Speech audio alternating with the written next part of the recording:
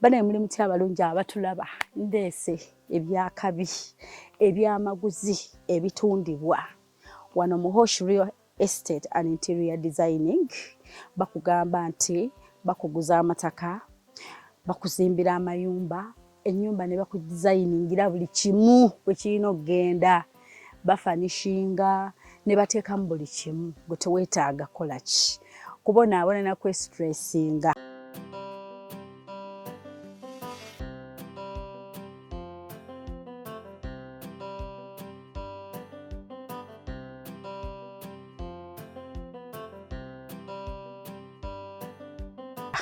So mulabye ekkubo nga bwe tubadde tutambula ffe bwe tuba tukuguza poloti tukulaga si bino okutambuza butambuza tukulage just poloti weeri nedda tukulaga amakubo nti owetaba oti kuliko kyaki olinaanya omuzikiti kuba ebyo byonna biraga nkulaakulana mu kitundu okitegeera. Essomero waliwo essomero access amazzi omuntu amazzi ogafuna otya amazzi gaagali wali amasannyalaze nti ogafuna otya ffe byonna tubikulaga si kukuta omuntu ogula awantu ate otuuka okugira tetwabiteeka mu pulaani kubulya nti munaye okusika amazzi ate goyita ku byalo bina ate mbusima amasannyalaze okugaleeta ate olina okuleeta emiti bimeka no wano byonna tubikulaga. So ntandise ne wano tugenda leero kulambula ebitundu bingi ebyenjawulo olunaku olwaleero naye ntandise ne wano nga mulabe tuzze tusimbudde Nansana ne tujja bwe tutyo ne tujja yonna nga gye tuyise Kakiri Goberowa mpaka ne tutuuse wa Namayumba. Olutuuka Namayumba mu katawuni wano wendi ne main road njirengera ne town njirengera tukulaga neighborhood nti togenda beerawo weka omuntu gula poloti oli eyo mu kisiko weka tukulaga neighborhood waliyo abantu nga they okay okubeera mu kisiko yekka ne wabawo n'abantu nga yandyagadde neighbors.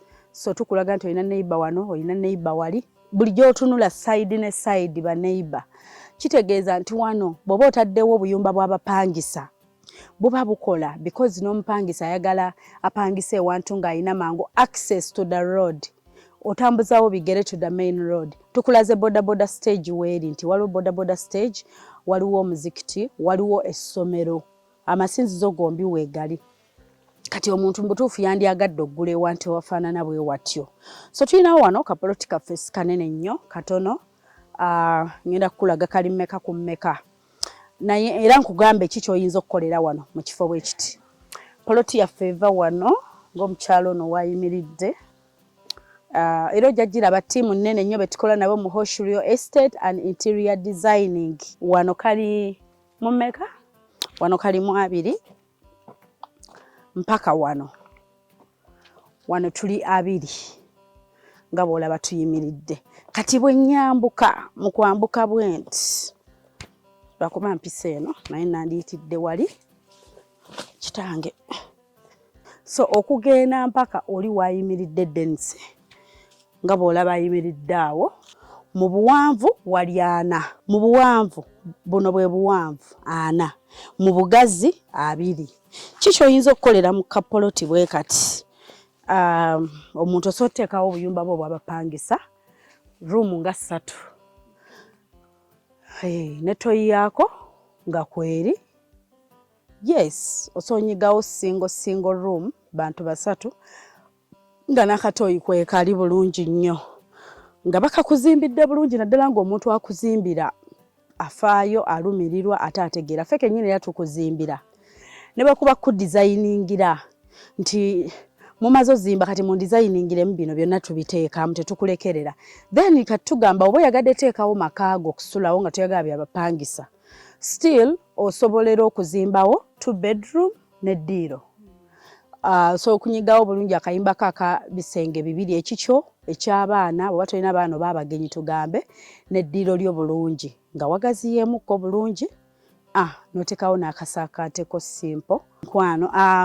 Eky'amazzi n'amasannyalaze mbagambe ebyo bibale nnyo ng'omuntu yenna akuguliza poloti oba ng'akufunira omuntu yenna kino ngenda kubamba wa amagezi eyo nga bwe mubitambuza ate nga nange enkolera benkolera era kino olw'okusaba kw'abangi okunsaba emyaka emingi ennyo Shifah tuyambe bangi nnyo mbadde mbikola nga mbibakolerera bamanyi naye complaints nga zeeyongera okujja Shifaa nazze waffe abantu tebakyambuuza olwokuba nabawa ssente banzimbire ennyumba kati gwe obutatabuka na kikaacho ate simanyi ssente baziridde ate bakoze batya.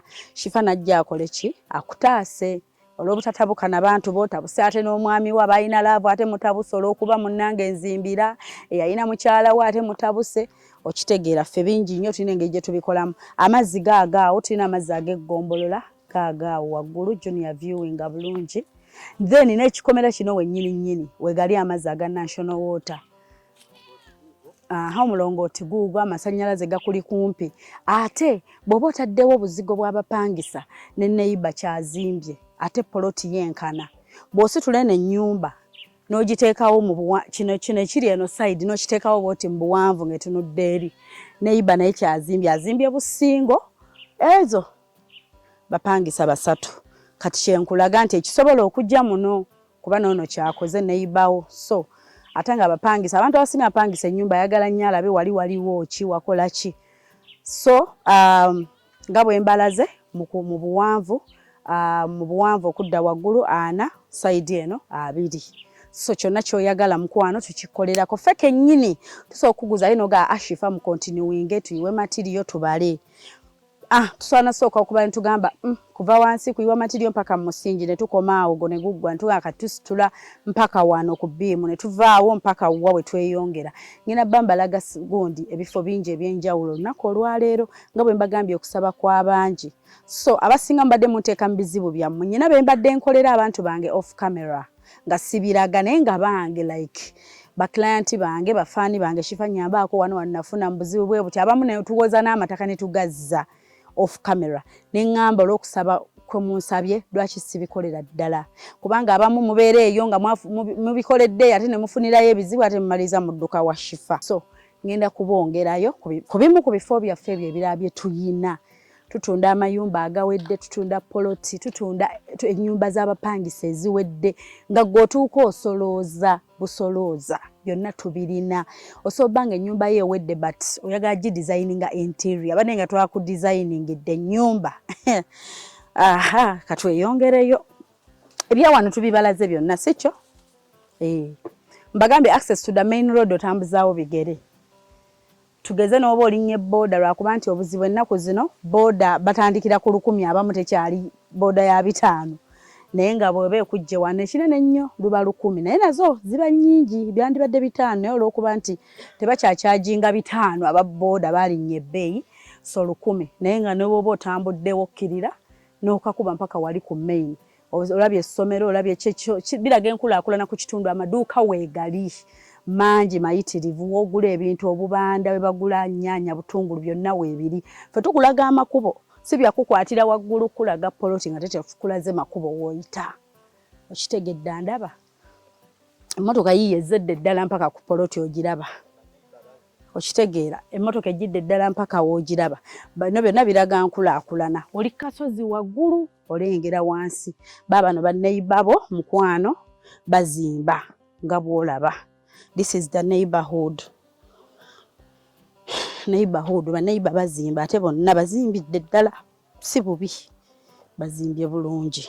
So junior weetooloole lwakuba si kirungi okukwatako ew'omuntu but yono neighbor zeezo si zezo tubadde like the gundi gye tubadde tulina wali 1 2 3 so this very thing kyakoze wano kijaawo wali. Alright, kambongereyo bannange kambongereyo mu bitundu byaffe ebirala nkulazeeko neighborhood.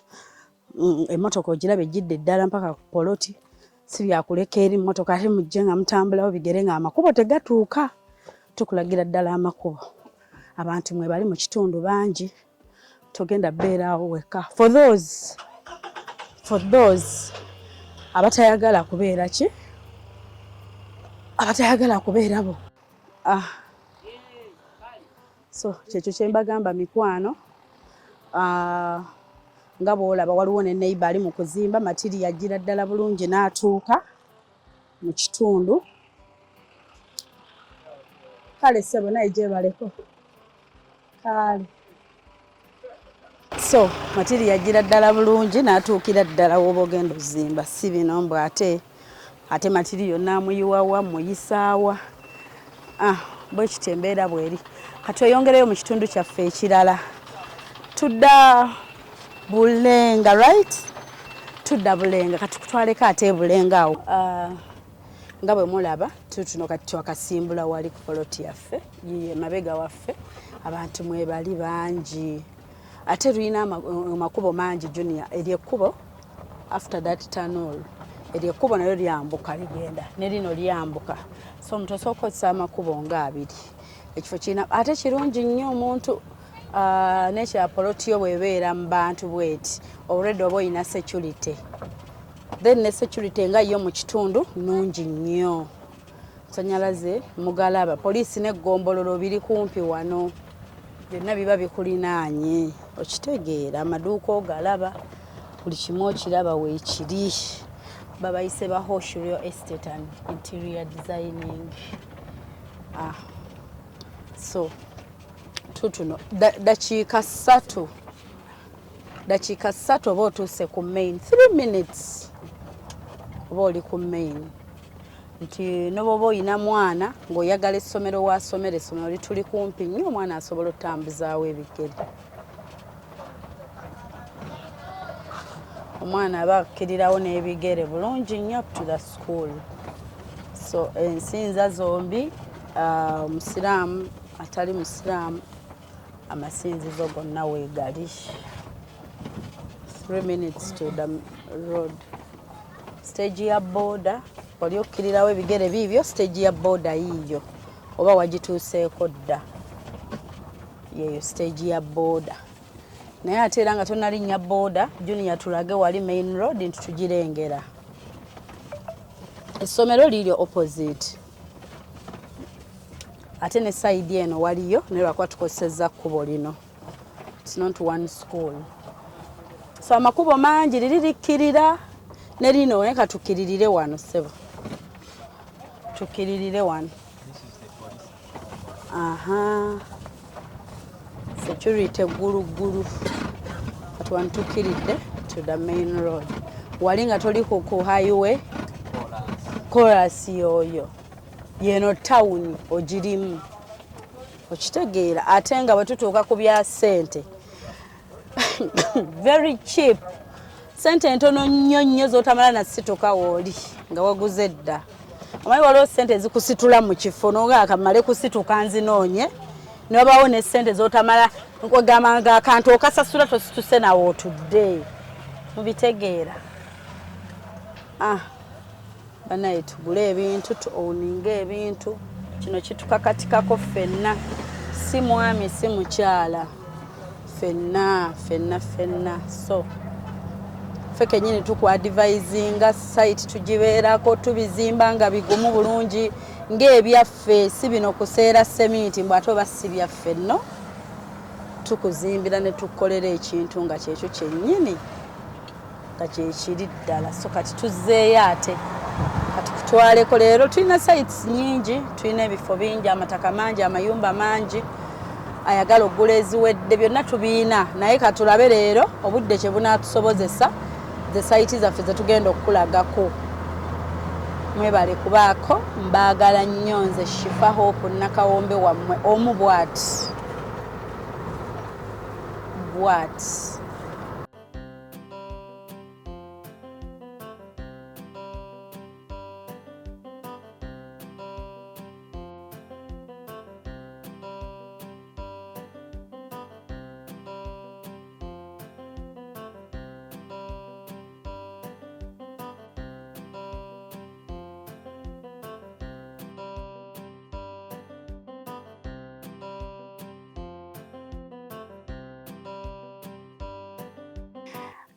banaye nga bwe nabagambye kati tuuse Bulenga naye Bulenga waffe osobola okuyita ku express bw'oyita ku express tugeze ng'ova Ntebe ng'ojja Bulenga tugeze ova ku kisaawe ku airport ng'ojja Bulenga it's like 25 minutes 20 to 25 drive 20 to 25 minutes oba otuuse Ebusega w'oviirako then n'okwata Bulenga kati from Bulenga n'ovuga mpaka Bulaga nga mulaba bwe tuzze bw'otuuka Bulaga ku kino ekyawatoota abasinga mumanyiwo ng'oweta ku kijja wano ebbira from Bulaga to Bira wetuli right now ovugirawo nawo nga 10 to 15 minutes olwokuba nti ekkubo lya ttaka si chorus ovugawo 15 minutes kitegeeza singa wabadde wa chorus osovugirawo nga 7 minutes.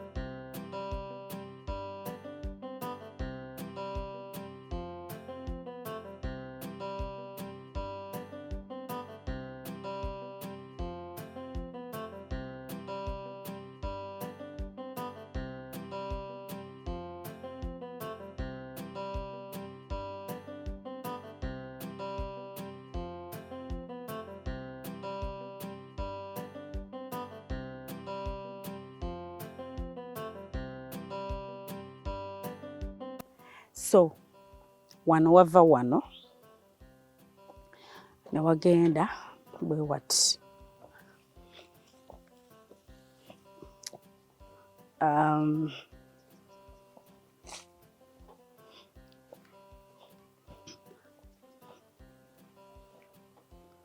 up to here muje baleko basebo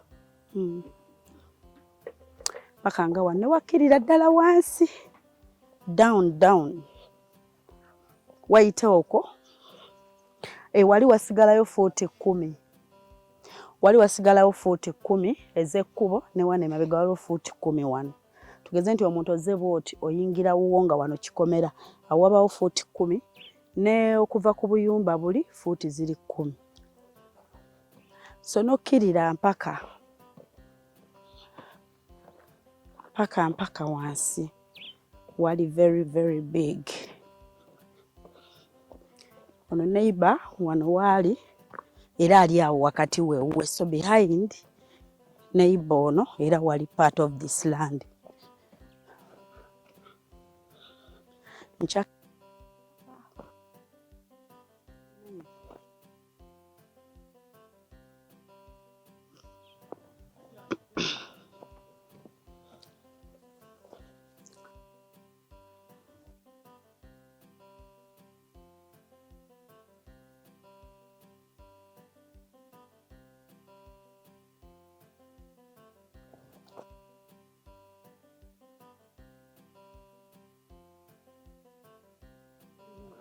Lino kuba teririiwo bano be balitaddewo okuva eri mpaka kuli yes mpaka ne wambuka nnyo mpaka n'ogenda ne bwoti yes mpaka neeno ati kati ono twamugattako luvannyuma okuva ku 99 n'okakkirira mpaka wano that was a different person then n'okuva wano mpaka eri that was a different person bombi ne tubagattako ono n'ono okitegedde then ne wano waliwo ng'akasumbuusa nga mulala olaba nga kali akasumbuusa wali kabiri kwana ke tubaddeko eri then kati n'ono wano yali mulala ne tumugattako n'oli mulala ne tumugattako okitegeera bonna nga bw'ojja obagattako neeno yonna eno so bano tulina okuleeta tujja kuleeta twetegereza ebipimo ku mpapula tupime kuba abamu fuuti 10 ezibasigalayo kati omuntu aba alina akatini bazibba n'ayingira ekkubo gwe n'akuleka olw'okuba oli wagazi n'akuleka nti olina option but just mukeera lumu buli omu n'aleeta empapula ze ne tupima okitegedde katugeze wano tufunye ba client baffe batwalawo bonna tubagamba ne baleeta okwewala enkaayana naye nga estate bwetyo bweri eno tugenda gisala nsava eno yo si yakwogerera mikwano neighborhood mugirabye wali watoto tugeze omuntu noba oteekawo apartment noba oteekawo ki kumpi n'ekkubo. This is Bira. Mu kizungu w'ebbira eno gye tuli. Okalabyako? Wekava awo wali payipo nga bweka. Kati ekintu bwe kiti bwe kiri estate yaffe bweti weri nene wakalu walungi. Wano weeyogerera kyapa mikwano. Neiba mubalabye. Kyo kikomera ono kye twali naye ajja zimba bulungi nnyo kubanga naye yasiba kikomera kye n'aleka awo ali London. Lino ekkubo buli tusiba ssenyenge kati bano wali wetuwetedde awo we wali ekkubo eribakkiriza bano abeeno wansi balina kuyita eyo wansi bwe bati. Okitegedde? Lino ekkubo abantu be balyeteerawo bano abadde bazimba wano okuggusa mangu matiriyo waabwe ne balyeteerawo bulungi nnyo lisobole obbanguya naye balina kuyita the other side. Bonna abava engulu wano wakati temuli kkubo. Eno poloti yonna eri emu bweti naye buli lw'oteekawo ssenyenge bamumenya. Okitegeera?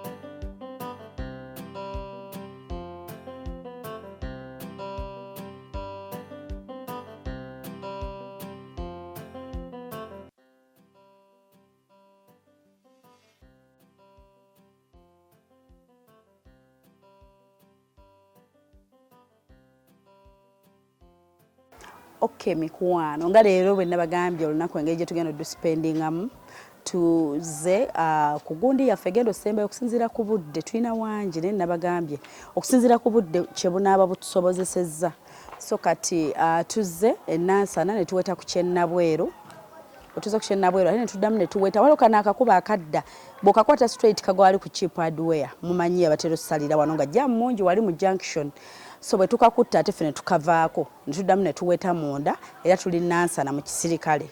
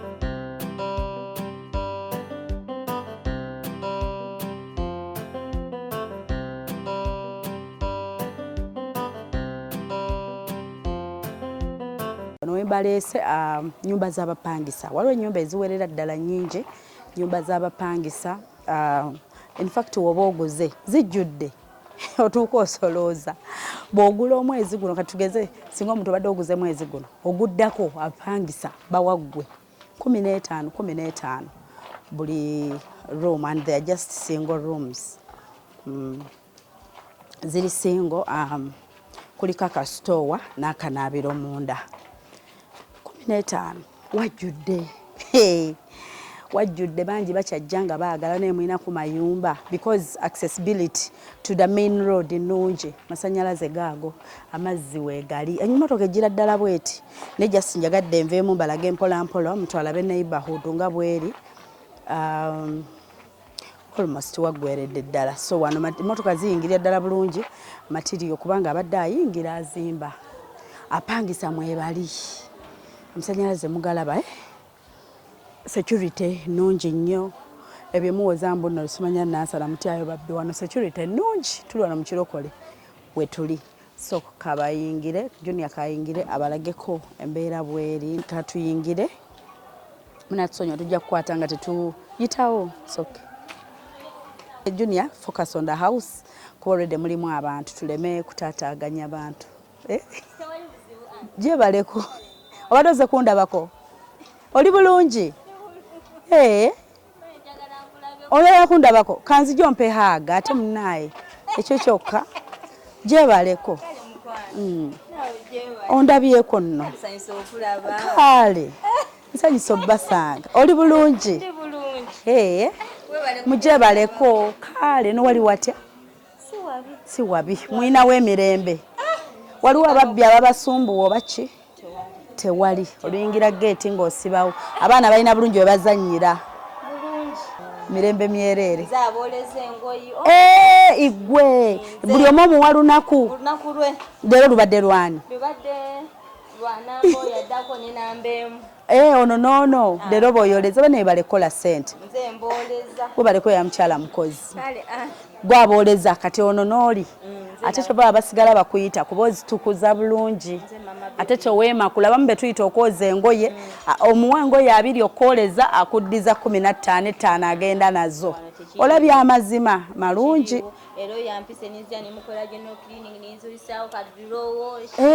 n'oyisaawo ka dry wash bulungi kati ono ova mukolera general cleaning kati nze oba naakunona ddi nange nkukubya akasimu nkutwale so kati olwenkya lwani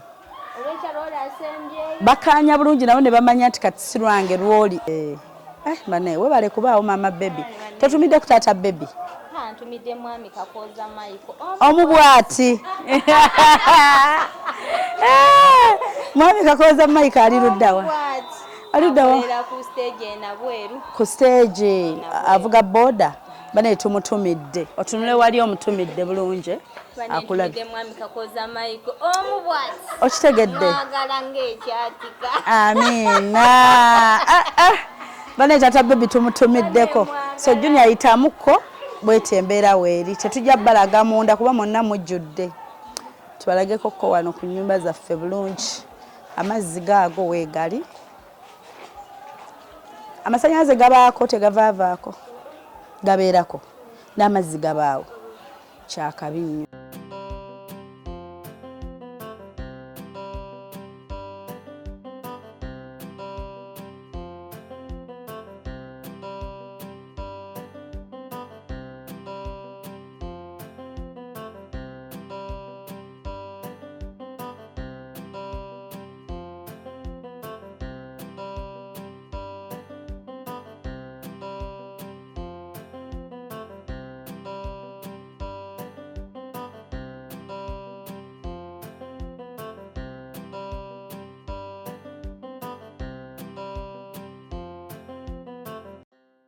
Okay, nga bwe mulabye mikwano, we call it a day.